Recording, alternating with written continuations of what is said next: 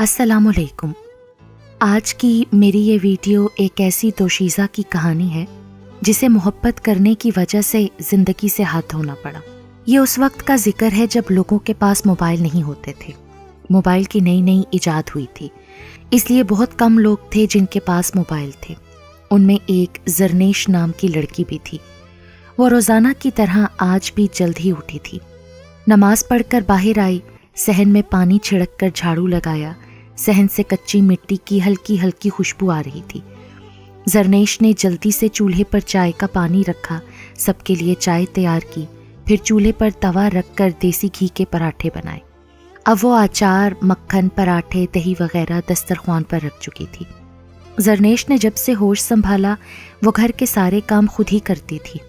زرنیش گھر میں سب سے چھوٹی تھی، 2 بڑے بھائی شادی شدہ تھے۔ زرنیش کی گھر میں اہمیت ایک نوکرانی جیسی ہی تھی۔ زرنیش کا باپ اور بھائی اس سے نفرت کرتے تھے۔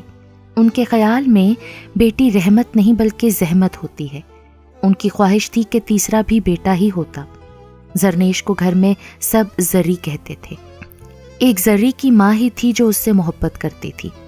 زری کا باپ اور بھائی دولت کے نشے میں اس قدر اندھے ہو چکے تھے کہ کبھی بیٹی کے آنسو نظر ہی نہیں آتے تھے۔ ابھی وہ کاموں سے فارغ ہوئی تھی کہ دروازے پر دستک ہوئی۔ زری، ذرا دیکھ تو کون ہے دروازے پہ؟ اف، کون ہے اس وقت؟ دروازہ کھولا تو سامنے زری کی دوست مرجان کھڑی تھی۔ تم اس وقت اتنی گرمی میں کیا کر رہی ہو؟ گھر میں سکون نہیں ملتا؟ ارے اتنی اچھی خبر ہے میرے پاس کہ مجھے سکون ہی نہیں ملا اور میں دوڑی چلی آئی۔ اب وہ کمرے میں بیٹھی ہوئی تھی۔ اچھا چل خیر بتا، وہ احمر ولایت سے آ گیا ہے۔ اچھا، تمہیں کیسے پتا چلا؟ کل میں خالہ کے گھر گئی، وہ مجھ سے تمہارے بارے میں پوچھ رہا تھا۔ وہ کہہ رہا تھا ملنا چاہتا ہے تم سے۔ ٹھیک ہے، کل جب ہم کنویں سے پانی لینے جائیں گے نا تو مل لیں گے اس سے۔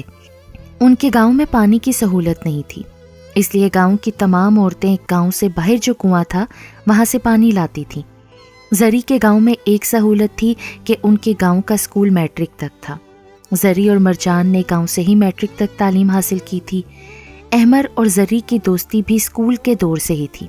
پھر احمر نے باقی تعلیم شہر سے حاصل کی، لندن چلا گیا اور جانے سے پہلے زری سے ملنے آیا تھا۔ احمر، تم مجھے بھول تو نہیں جاؤ گے نا؟ تب احمر نے اس کا چہرہ اپنے ہاتھوں میں لے کر کہا تھا، تمہاری جگہ کوئی نہیں لے سکتا۔ پگلی، تو کوئی بھولنے والی چیز ہے؟ تم میری زندگی ہو، تمہارے بغیر تو میں زندگی کا تصور بھی نہیں کر سکتا۔ زری؟ جی بھابھی، کن خیالوں میں ہو؟ کب سے آوازیں دے رہی ہوں؟ کچھ نہیں بھابھی، وہ بس ایسے ہی۔ اچھا چل جا کھانا تیار کر دے، بڑے بھائی سے ملنے ڈیرے پر کچھ لوگ آ رہے ہیں۔ زری آج جلدی سے کام سمیٹ کر کمرے میں آ گئی تھی۔ وہ بہت خوش تھی اور رات آنکھوں میں ہی کاٹی۔ صبح ہوتے ہی گھڑا اٹھایا اور مرجان کو ساتھ لے کر پانی لینے چلی گئی۔ مرجان، مجھے لگتا ہے وہ مجھ سے ملنے نہیں آئے گا۔ کیوں نہیں آئے گا؟ اس نے تم سے ملنے کے لیے مجھے خود کہا تھا۔ وہ سامنے دیکھو، تمہارا ہی انتظار ہو رہا ہے۔ تم آ گئی زری؟ احمر تم؟ ہاں میں، تمہارا احمر، تمہارے سامنے۔ زری کی آنکھوں میں تو آنسو آ گئے۔ میری زری، تم رو کیوں رہی ہو؟ مجھ سے تمہارے آنسو برداشت نہیں ہوتے، تکلیف ہوتی ہے مجھے۔ یہ تو خوشی کے آنسو ہیں۔ بہت یاد آتی تھی مجھے تمہاری، سوچتی تھی کہ پتہ نہیں یاد بھی ہوں کہ نہیں۔ تم تو میرے دل میں رہتی ہو، بہت محبت کرتا ہوں تم سے۔ اچھا سنو، میں تمہارے لیے کچھ لے کر آیا ہوں۔ یہ کیا ہے؟ اسے موبائل کہتے ہیں، ہم اس پر دور بیٹھے لوگوں سے بات کر سکتے ہیں۔ پھر زری کو اس نے موبائل چلانا سکھایا۔ بڑی آپا کی شادی ہو جائے کچھ دن میں، پھر امی اور آغا جان سے بات کروں گا۔ جب اگلی بار میں آیا تو تم سے شادی کر لوں گا۔ اچھا میں اب چلتی ہوں، تھوڑی دیر تو رکو نا۔ نہیں، اماں ناراض ہوں گی کہ اتنی دیر کر دی۔ ویسے بھی ابا کا تو پتہ ہی ہے نا، اگر ان کو پتہ چل گیا تو جان لے کر ہی رہیں گے میری۔ ارے زری، میں ہوں نا، سب ٹھیک کر دوں گا، تمہارے لیے ہی تو میں زندہ ہوں۔ اچھا اب میں جاتی ہوں۔ ٹھیک ہے، پھر ملیں گے۔ زری، کیا کہہ رہا تھا احمر؟ مرجان نے زری کو آتے دیکھا تو اس سے پوچھا۔ وہ کہہ رہا تھا کہ اپنی اماں اور آغا جان کو ہمارے گھر لے کر آئے گا۔ کب؟ جب احمر کی بڑی آپا کی شادی ہو جائے گی۔ مرجان، یہ دیکھ، احمر میرے لیے کیا لایا ہے۔ ارے یہ کیا ہے؟ اسے موبائل کہتے ہیں، جب احمر چلا جائے گا نا تو میں اس سے احمر کے ساتھ بات کروں گی۔ واہ، یہ تو بڑی اچھی چیز ہے، ولایت سے لایا ہوگا نا؟ ہاں، وہیں سے لایا ہے۔ احمر، آ گیا میرا بیٹا؟ جی بڑی اماں۔ بڑی اماں، آغا جان کہاں ہے؟ وہ اپنے کمرے میں۔ اماں آپ بھی آغا جان کے کمرے میں آئے نا، مجھے کوئی ضروری بات کرنی ہے۔ ماں بھی کمرے میں آ گئی۔ بول بیٹا، کیا بات ہے؟ وہ مجھے ایک لڑکی پسند ہے، میں اس سے شادی کرنا چاہتا ہوں۔ کون ہے وہ جو ہمارے بیٹے کو پسند آئی؟ زری ہے، چاچا جاوید کی بیٹی۔ آغا جان، آپ کو کوئی اعتراض تو نہیں؟ نہ بیٹا، ہم تو تمہاری خوشی میں ہی خوش ہیں۔ میں نے سنا ہے کہ جاوید بڑا ظالم ہے، بہت برا سلوک کرتا ہے اپنی بیٹی کے ساتھ، پر تو فکر نہ کر، راضی کرا لیں گے ہم اس کو۔ ہماری بہو بیٹے کی جوڑی چاند سورج کی جوڑی ہوگی۔ اور واقعی اس میں کوئی شک نہیں تھا، احمر ایک پڑھا لکھا، خوبصورت، پروقار شخص تھا۔ گاؤں کی کئی لڑکیاں اس پر اپنا دل ہار چکی تھیں، مگر احمر کے دل میں اگر کوئی تھا تو وہ زری تھی۔ ادھر زری بھی کسی سے کم نہ تھی، مناسب قد، سنہری بال، جھیل جیسی خوبصورت آنکھیں۔ زری بہت سلیقہ مند لڑکی تھی اور اس کی اپنی ہی ایک دنیا تھی، ہمیشہ کھوئی کھوئی سی رہتی تھی۔ اس کی تو دوست بھی ایک ہی تھی، مرجان۔ گاؤں سے کئی لڑکوں کے رشتے بھی آئے، مگر زری کے ابا نے انکار کر دیا۔ زری کے ابا کو یہ ڈر تھا کہ اگر زری کی شادی کر دے گا تو گھر کے کام کون کرے گا۔ آج پھر احمر زری سے ملنے آیا ہوا تھا۔ زری، میں اس ہفتے واپس جا رہا ہوں اور پریشان ہونے کی کوئی ضرورت نہیں ہے۔ میں نے بڑی اماں اور آغا جان سے ہمارے رشتے کی بات کی تھی، میرے اماں اور آغا جان تو راضی ہو گئے ہیں۔ اب جب میں اگلی بار آیا تو تم کو دلہن بنا کر گھر لے آؤں گا۔ ابھی گھر میں پاؤں رکھا ہی تھا زری نے کہ ماں برس پڑی۔ تو نے اتنی دیر کیوں لگا دی آنے میں؟ اماں میں تو آ رہی تھی پر مرجان نے روک لیا تھا۔ کل احمر واپس جا رہا تھا اور وہ احمر سے ملنے آئی تھی۔ احمر، نہ جاؤ نا، میں کیسے رہوں گی پورا 1 اور سال؟ بس آخری بار جا رہا ہوں، پھر ہمیشہ کے لیے تمہیں اپنے ساتھ لے جاؤں گا، اور ویسے بھی موبائل تو ہے نا تیرے پاس، ہم روز بات کریں گے۔ احمر نے اپنے ہاتھوں سے زری کے آنسو صاف کیے۔ دونوں کافی دیر باتیں کرتے رہے۔ جب زری واپس جانے لگی تو مڑ کر احمر کے گلے لگی۔ اگر تم ایسے ہی روتی رہی تو پھر میں کیسے جاؤں گا؟ پتہ نہیں کیوں، پر مجھے احمر ایسا لگ رہا ہے جیسے ہم آخری بار مل رہے ہیں۔ میرا دل بہت پریشان ہے۔ احمر نے زری کو خود سے الگ کرتے ہوئے کہا، مجھے معلوم ہے کہ تم مجھ سے بہت محبت کرتی ہو۔ میری ایک بات یاد رکھنا، میرے دل میں جو مقام تمہارا ہے وہ اور کوئی نہیں لے سکتا۔ میں تمہارا ہی ہوں اور تم میری۔ احمر واپس چلا گیا تھا۔ اب زری احمر سے روز فون پر بات کرتی تھی۔ احمر، کبھی کبھی مجھے ایسا لگتا ہے کہ جیسے تم میرے پاس ہی ہو۔ میں آنکھیں بند کروں گی اور جب کھولوں گی تو تمہیں اپنے سامنے پاؤں گی۔ ایک دن میری زری ایسا ہی ہوگا، جب تم آنکھیں بند کرو گی پھر کھولو گی تو مجھے سامنے ہی پاؤ گی۔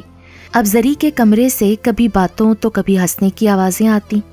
زری کی بھابھی کے علاوہ اس بات کو زری کی اماں نے بھی محسوس کیا تھا، پر انہوں نے اس بات کو غیر معمولی ہی لیا۔ لیکن اب یہ روز کا معمول بن گیا تھا، جس پر بڑی بھابھی کو شک ہوا۔ ایک دن اس نے زری سے پوچھا، زری، جی بھابھی، یہ تمہارے کمرے سے باتوں کی آواز آتی ہے، کس سے باتیں کرتی رہتی ہو؟ زری کو ایک پل کے لیے لگا جیسے اس کا دل کسی نے مٹھی میں لے لیا ہو، پر اس نے خود پر قابو پاتے ہوئے کہا، کسی سے بھی نہیں بھابھی، آپ کو ویسے ہی وہم ہوا ہوگا۔ اب یہ بات آہستہ آہستہ بھابھیوں سے ہوتی ہوئی گھر کے تمام افراد کو پتہ چل چکی تھی، اور سب کو یہ لگتا تھا کہ زری پر کسی جن کا سایہ ہے۔ زری نے اس بارے میں احمر کو بھی بتا دیا تھا، دھیان سے بات کیا کرو زری، کسی کو پتہ نہ چلے۔ اچھا، میں فون رکھتی ہوں، 1 منٹ رکو، میں نے تمہارے لیے کچھ لیا ہے۔ اچھا جی، پر اتنی فضول خرچی مت کیا کرو نا۔ کیوں، کیسی فضول خرچی؟ ایک لاکٹ ہی تو لیا ہے اپنی ہونے والی بیوی کے لیے۔ ایسی باتیں نہ کرو احمر، نہیں تو میں فون بند کر دوں گی۔ اچھا ٹھیک ہے، نہیں کرتا۔ اب خوش؟ ادھر زری کے گھر والوں نے عامل بابا کو بلایا ہوا تھا۔ یہ بابا تو شکل سے ہی ڈھونگی لگ رہا تھا۔ زری کو سامنے بٹھا کر آنکھیں بند کر لیں اور کوئی منتر پڑا، پھر آنکھیں کھول دیں۔ جاوید، بیٹی پر سایہ ہے۔ پھر کچھ دیر زری کے ابا سے بات کی اور چلا گیا۔ جب دوسرے دن آیا تو عامل کے ہاتھ میں بوتل تھی۔ گھر والوں کو گھر سے باہر نکال دیا اور پھر کوئی منتر پڑا اور بوتل کا ڈھکن بند کر دیا، اور پھر زری کے ابا سے کہا، اب یہ تنگ نہیں کرے گا، اب یہ جن میری قید میں ہے۔ پر آوازیں تو اب بھی کمرے سے آتی تھیں، اس لیے روز کوئی نہ کوئی عامل گھر میں آنے لگا۔ اب گھر والے بھی تنگ آ چکے تھے۔ پھر کچھ روز زری نے احمر کو فون نہیں کیا۔ ایک دن احمر کو فون کیا تو وہ کہنے لگا کتنے دنوں کے بعد تم نے مجھے فون کیا۔ پھر زری نے احمر کو سب کچھ بتا دیا۔ وہ سن کر پریشان ہو گیا۔ ایک دن احمر نے زری کو کہا کہ تمہارے لیے خوشخبری ہے۔ وہ کیا؟ وہ یہ کہ 1-2 دن کے اندر ہمارے گھر والے تمہارے لیے رشتہ لے کر آ رہے ہیں اور میں بھی واپس آ رہا ہوں۔ سچ؟ ہاں سچ۔ زری نے جیسے ہی فون بند کیا تو گھر والوں کو سامنے دیکھ کر حیران رہ گئی۔ بھابی نے زوردار تھپڑ زری کے منہ پر مارا۔ کمینی لڑکی، دھوکہ دے رہی تھی ہمیں؟ کس نے دیا ہے تجھے یہ فون؟ کس نے دیا ہے تجھے یہ؟ جلدی بتا ورنہ جان لے لوں گا میں تیری۔ زری کے بھائی نے بولا اب کی بار۔ زری نے سب کچھ بتا دیا تھا۔ تجھے شرم نہیں آتی یہ سب کرتے ہوئے؟ اس کے گھر والوں نے اسے بہت مارا۔ زری بے ہوش ہو گئی۔ جب ہوش آیا تو باہر اس کی بھابھی کی آواز آ رہی تھی۔ کتنی مکار ہے، کسی کو خبر تک نہ ہونے دی اور یہ گل کھلا دیا۔ اس نے درد سے آنکھیں بند کر لیں۔ اس کو یقین نہیں آ رہا تھا کہ یہ اس کی بھابھی ہے جس کی ایک آواز پر وہ دوڑی چلی آتی تھی۔ 2 دن بعد زری کی اماں کمرے میں آئی۔ زری کے چہرے سے نکاہت صاف ظاہر ہو رہی تھی۔ میری بیٹی، یہ کھانا کھا لے تو، 2 دن سے تو نے کچھ نہیں کھایا۔ مجھے نہیں کھانا اماں۔ تیرے ابا اور بڑے بھائی نے تیرے ساتھ کسی قسم کا تعلق رکھنے سے مجھے منع کیا ہے بیٹی، لیکن میں ماں ہوں نا تیری، پر تو یہ بھی جانتی ہے کہ تیرے ابا اور بھائی کے سامنے میری ایک نہیں چلتی۔ زری نے ماں کی گود میں سر رکھ لیا۔ زری جو کمرے سے باہر کسی کام کے لیے آئی تھی، ایک کمرے سے آتی آواز پر قدم رک گئے۔ کیا کرنا ہے اس کا؟ ہماری عزت کا سوال ہے، لوگوں کو پتہ چلے گا تو کسی کو شکل نہ دکھا سکیں گے۔ کرنا کیا ہے؟ ختم کر دیتے ہیں اسے۔ زری حیران سی کھڑی تھی۔ اس کو یقین نہیں آ رہا تھا کہ یہ اس کے سگے رشتے ہیں۔ وہ چپ چاپ اپنے کمرے میں آ گئی۔ وہ جانتی تھی کہ اب اس کے ساتھ کیا ہونے والا ہے، اس لیے اس نے احمر کے لیے خط لکھا اور بستر کے نیچے چھپا دیا۔ دوسرے دن مرجان زری سے ملنے آئی۔ وہ زری کی اتنی بری حالت دیکھ کر پریشان ہو گئی۔ یہ کیا حالت بنا رکھی ہے زری تو نے؟ زری نے سب کچھ مرجان کو بتا دیا۔ تو اب کیا ہوگا یار؟ شاید موت۔ پاگل ہو گئی ہے تو؟ کیسی باتیں کرتی ہے؟ اور کیسی باتیں کروں میں؟ تو پھر تم موت کو قبول کر لو گی کیا؟ شاید ہاں۔ میں اس باپ سے کیسے رحم کی امید کر سکتی ہوں جس نے آج تک مجھے پیار نہیں کیا؟ ہمیشہ باپ کی محبت کے لیے ترسی ہوں میں مرجان۔ ابا نفرت کرتا ہے مجھے، اس کے باوجود میں اپنے ابا کے فیصلے پر سر جھکا لوں گی۔ میں سمجھتی ہوں کہ بیٹی باپ کا فخر ہوتی ہے۔ موت یا زندگی، مجھے ابا کا ہر فیصلہ قبول ہے۔ تو پریشان نہ ہو، کچھ دنوں تک احمر واپس آ جائے گا تو سب ٹھیک ہو جائے گا۔ تب تک بہت دیر ہو جائے گی مرجان۔ زری پھر ایسا کر، تو بھاگ جا اور اپنی جان بچا۔ ارے کیسی باتیں کر رہی ہے؟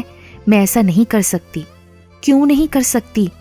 بیٹیاں ماں باپ کی عزت ہوتی ہیں نا، اور ویسے بھی ابا نے کہا ہے کہ تجھے شہر چھوڑ کر آنا ہے تیری خالہ کے پاس، پر مجھے ابا کے ارادے ٹھیک نہیں لگ رہے مرجان۔ جو میری قسمت میں لکھا ہے نا وہ تو اب ہو کر ہی رہے گا۔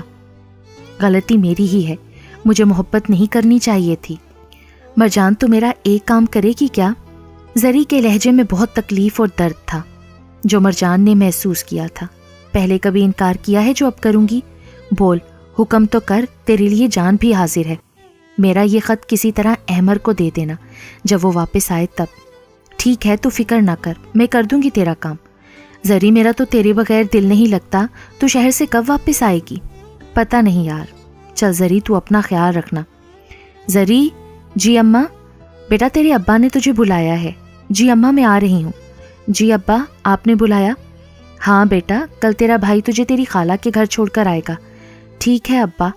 پھر کافی دیر کمرے میں خاموشی رہی۔ بیٹا مجھے معاف کر دے۔ کس بات کے لیے ابا؟ آپ نے جو بھی کیا ہے میرے اچھے کے لیے کیا ہے نا۔ بیٹا تو بول دے کہ تو نے مجھے معاف کر دیا۔ شاید زری نہیں جانتی تھی کہ وہ اپنے کس رویے کی معافی چاہتے ہیں۔ ٹھیک ہے ابا، کر دیا معاف۔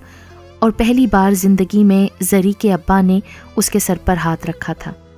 زری اس بات سے بے خبر تھی کہ آج اس کے ساتھ کیا ہونے والا تھا۔ مجھے لگا تھا کہ ابا مجھے مار دیں گے اور میں نے احمر کو خط لکھ دیا، پر ابا نے تو میری طرف سے دل صاف کر لیا ہے۔ شکر ہے میرے اللہ۔ بھابھی، آپ اس وقت کوئی کام تھا تو مجھے آواز دے دیتی۔ کوئی کام نہیں ہے، یہ دودھ لائی تھی تیرے لیے۔ پر اس کی کیا ضرورت تھی بھابھی؟ ضرورت کیوں نہیں تھی؟ دیکھ تو کتنی کمزور ہو گئی ہے پریشان ہو کے، سارا دن کام بھی کرتی رہتی ہے، اپنی بھی فکر کر لیا کر۔ کوئی بات نہیں بھابھی، گھر کے کام کرنے سے کوئی تھک تھوڑی نہ جاتا ہے، بلکہ آپ سب کے کام کر کے تو مجھے خوشی ہوتی ہے۔ زری نے بھابھی کے جانے کے بعد دودھ پی لیا تھا۔ چل زری، اب آرام کر، میں چلتی ہوں۔ ٹھیک ہے بھابھی۔ تقریباً رات کے 1 بجے زری کی آنکھ کھلی۔ گلے میں شدید درد تھا، اس کا گلا جل رہا تھا، جسم ایسے ہو رہا تھا جیسے آگ لگ گئی ہو۔ وہ باہر کی طرف بھاگی، مگر باہر سے اس کے کمرے کو بند کر دیا گیا تھا۔ پانی، کوئی ہے؟ اماں، اماں پانی۔ پر زری کی اماں ہوتی تو وہ آواز سنتی۔ اس کے بھائی نے اپنی بیوی کو اماں کے کھانے میں نیند کی گولیاں ملا کر دینے کو کہا تھا، اس لیے اماں آج بے خبر سو رہی تھی۔ کوئی ہے؟ میری مدد کرو، میرا گلا جل رہا ہے۔ وہ درد سے تڑپ رہی تھی، ایسا لگ رہا تھا جیسے کوئی چھری سے اس کا گلا کاٹ رہا ہے۔ درد بڑھ رہا تھا، اس نے گلے پر ہاتھ رکھ لیا۔ احمر، میرے احمر کہاں ہو؟ احمر لوٹ آؤ نا، مجھے تمہاری ضرورت ہے۔ تم آ گئے احمر؟ اس کی آنکھوں کے سامنے آخری چہرہ احمر کا تھا۔ احمر احمر کرتے کچھ دیر زری تڑپتی رہی اور پھر ہمیشہ کے لیے خاموش ہو گئی۔ وہ مر چکی تھی۔ کچھ دیر بعد کمرے کا دروازہ کھلا اور زری کا بھائی اور ابا داخل ہوئے۔ مر گئی؟ ہاں ابا مر گئی۔ ٹھیک ہے، ہماری عزت کو تار تار کرنے چلی تھی۔ رات کے اس وقت سڑک پر خاموشی کا راج تھا۔ وہ لاش کو لے کر آگے بڑھ رہے تھے، پھر وہ رکے۔ بھائی نے زری کی لاش کو ٹرین کی پٹری پر لٹا دیا، پھر واپس گھر آ گئے۔ ان کے جانے کے کچھ دیر بعد ٹرین زری کی لاش کو کچلتی ہوئی گزر گئی۔ صبح گاؤں کے کسی شخص نے گاؤں آ کر اطلاع دی، اس کی لاش کو گھر لے آیا گیا۔ مرجان، کیا ہے اماں؟ بیٹا، تیری دوست زری مر گئی۔ کیا؟ زری مر گئی؟ ایسا نہیں ہو سکتا، کل تو میں اس سے ملی ہوں اماں۔ بیٹا کل پانی کنویں سے لینے گئی تھی، شاید ٹرین کی پٹری پر گر گئی اور اوپر سے ٹرین آ گئی، یہ اس کے گھر والے کہہ رہے ہیں۔ جھوٹ، جھوٹ ہے یہ۔ مرجان تو جیسے سن کر پاگل ہو گئی۔ زری کے گھر مرجان اور زری کی ماں بہت رو رہی تھی۔ کچھ دنوں کے بعد احمر واپس آ گیا تھا۔ آتے ہی بڑی اماں سے پوچھا، اماں زری کے گھر والوں نے کیا کہا؟ بیٹا کھانا کھا، پھر بتاتی ہوں۔ نہیں، پہلے مجھے بتاؤ نا اماں، زری سے بھی میرا کافی دنوں سے کوئی رابطہ نہیں ہوا۔ اماں خاموش کیوں ہے تو؟ بیٹا وہ زری مر گئی۔ کیا اماں، آپ یہ کیا بول رہی ہیں؟ ہاں بیٹا، میں سچ کہہ رہی ہوں۔ یہ سن کر احمد کی بہت بری حالت ہوئی۔ کچھ دن کے بعد اس کی مرجان سے ملاقات ہوئی۔ احمد، یہ خط زری نے مجھے دیا تھا جب میں آخری بار اس سے ملی تھی۔ اچانک احمد کو زری کی بات یاد آئی، زری کا روتا ہوا چہرہ۔ احمد، پتہ نہیں مجھے ایسا کیوں لگ رہا ہے کہ میں تم سے آخری بار مل رہی ہوں۔ احمد نے خط پڑھنا شروع کیا۔ میرے احمد، مجھے معاف کر دینا، میں نے جو ہمیشہ تمہارے ساتھ رہنے کا وعدہ کیا تھا وہ پورا نہ کر سکی۔ مجھے تمہاری بہت یاد آتی ہے، پر شاید تم کو دیکھے بغیر ہی چلی جاؤں گی۔ میرا اور تمہارا ملنا شاید قسمت میں نہ تھا، ضروری تو نہیں جو ہم سوچیں وہی ہو۔ جب تم خط پڑھ رہے ہوگے تو میں تم سے بہت دور جا چکی ہوں گی۔ میں تم سے بہت محبت کرتی ہوں۔ میں نے تو ہماری شادی کی تیاریوں کے لیے بھی بہت کچھ سوچ رکھا تھا۔ میں جانتی ہوں کہ لوگ میرے مر جانے کے بعد بہت ساری باتیں کہیں گے، پر میں یہ بھی جانتی ہوں کہ تمہیں مجھ پر یقین ہے کہ میں کچھ بھی غلط نہیں کر سکتی۔ سوچتی ہوں جب تم آؤ گے اور مجھے نہیں پاؤ گے، پھر تم لوگوں سے میرے بارے میں پوچھتے پھرو گے۔ ہر شخص میرے بارے میں ایک نیا قصہ سنائے گا، کچھ سچ تو کچھ جھوٹ۔ ایسے میں تم کس پر یقین کرو گے؟ یا پھر تم میری محبت کی گواہی دو گے اور کہو کہ وہ ایسی کب تھی؟ وہ جیسی بھی تھی بس میری تھی۔ احمد کے لیے خط کو آگے پڑھنا مشکل ہو گیا تھا اور چہرہ آنسوؤں سے تر ہو چکا تھا۔ میری زری، تم نے خود پر اتنا ظلم کیوں ہونے دیا؟ احمد نے اب خط کو آگے پڑھنا شروع کر دیا۔ مجھے تمہاری بہت یاد آتی ہے احمد، دل کرتا ہے کہ دوڑ کر تمہارے پاس آ جاؤں، پر شاید یہ ممکن نہیں۔ تم مجھے بھول کر زندگی میں آگے بڑھ جانا، ضروری تو نہیں جو ہم چاہیں وہی ہمیں ملے۔ کبھی جو لوٹ کر آؤ تو دیکھو آتے رہ گئے ہیں ہم، وہ لمحے جو ساتھ میں گزارے تھے ان لمحوں کی یادیں رہ گئی ہیں۔ کبھی جو لوٹ کر آؤ تو دیکھو گے کس طرح کرب میں گزرتی ہیں راتیں۔ تم جو لوٹ کر آؤ گے تو کوئی شکوہ نہیں کروں گی، قسم لے لو چپ چاپ تمہیں دیکھا کروں گی۔ آنکھوں کا پانی بھی خشک ہو چکا ہے، دھڑکنیں بھی رکنے کے لیے آخری سانس لے رہی ہیں۔ कभी जो लौट कर आओ तुम तो देखोगे फ़कत तुम्हारी ज़रनेश। अहमद ज़री की कब्र पर रोज़ आता था और कई कई घंटे बैठकर रोता रहता था। मैं तुम्हारे बगैर बहुत उदास हूँ ज़री, तुम मुझे छोड़कर क्यों चली गई? तुमने ऐसा क्यों करने दिया अपने साथ? मोहब्बत करने की तुम्हें इतनी बड़ी सज़ा क्यों दी गई? प्लीज़ वापस आ जाओ मेरी खातिर। अहमद की हालत बिल्कुल पागलों जैसी हो गई थी। अहमद के घर वाले भी बहुत परेशान थे। आगा जान ने उसको अपने पास बुलाया। बेटा, ये क्या हालत बना रखी है तुमने? जो चले जाते हैं वो कभी लौट कर नहीं आते, उनके लिए दुआ की जाती है कि उनको भी सुकून मिले। बेटा, हम चाहते हैं कि तुम मरजान से शादी कर लो, बहुत अच्छी लड़की है। आगा जान, मैं ज़री की जगह किसी को नहीं दे सकता। वो क्यों छोड़कर चली गई मुझे? उसे पता था कि मैं उसके बगैर नहीं रह सकता। फिर क्यों आगा जान? ना बेटा ना, मत रो। अहमद अब ज़्यादा वक्त अपने कमरे में ही रहता और ज़री को याद करता रहता।